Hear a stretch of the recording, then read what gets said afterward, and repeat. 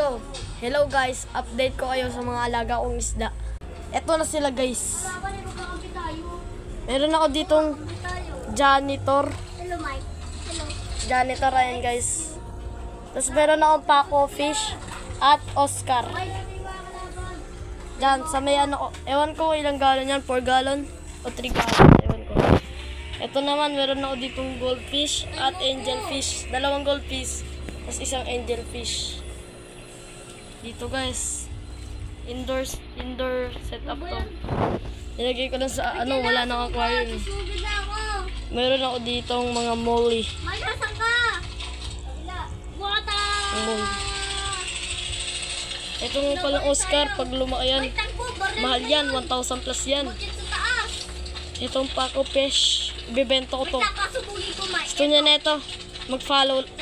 Ay, di pala sa TikTok. Gusto niya na ito, mag-subscribe lang kayo.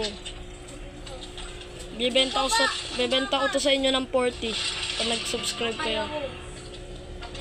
Yun na. Itong janitor, 100 to.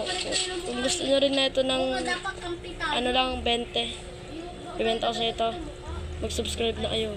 Yun lang. Bye-bye.